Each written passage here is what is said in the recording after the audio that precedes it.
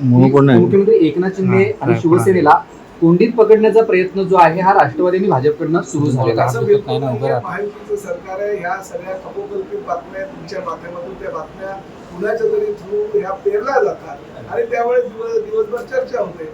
संजय राऊत अशा प्रकारे बातम्या पेरतात आणि तुम्ही त्यावर दिवसभर चर्चा करता. त्यामुळे मला असं वाटतं की बातम्या पेरून काहीतरी दिवसभर चर्चा घडवून आणण्यापेक्षा सकारात्मक कामं करावी.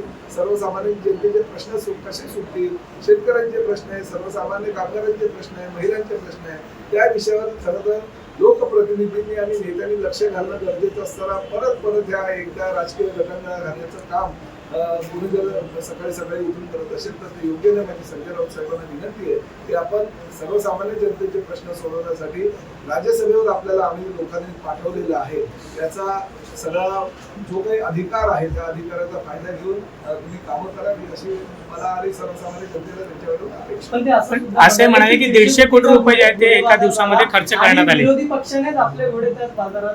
बघा कसं असतं की जेव्हा शिवसेना प्रमुख आदरणीय बाळासाहेबांचे विचार जिवंत ठेवण्यासाठी एकनाथ शिंदे साहेबांच्या नेतृत्वाखाली आम्ही सर्वांनी या महाराष्ट्रावर भारतीय जनता पक्ष आणि शिवसेनेची महायुतीची सत्ता आहे. त्यावेळेस सुद्धा ह्याच संजय राऊत साहेबांनी 50 कोटी चा घोडे बाजार प्रत्येक आमदारांच्या माध्यमातून झालेला आहे असं मला वाटतं. मला असं वाटतं कदाचित हे 50 कोटी, 150 कोटी, 3000 कोटी, 5000 कोटी भविष्यामध्ये RBIचे गव्हर्नर होण्यासाठी संजय राऊत साहेब असे काही वंदना करत असतील आणि असे कोटी जे आकडे आहेत ते सर्वसामान्य जनतेपर्यंत पोहोचवत असतील. मला असं वाटतं की 150 कोटी, 50 कोटी, 3000 कोटी, 5000 कोटी हे काही छोट्या गोष्टी नाही हो. सर्वसामान्य आमच्या लाडक्या बहिणींना एकनाथ शिंदे साहेबांनी 1500 रुपये दिले ते सुद्धा आमच्या दृष्टीने आणि लाडक्या बहिणींच्या दृष्टीने महत्वाचे जे गेली अनेक वर्ष सत्तेत राहून तुम्ही देऊ शकला नव्हता. मला असं वाटतं सर्वसामान्य जनतेसाठी आपण आता काम करणं गरजेचं.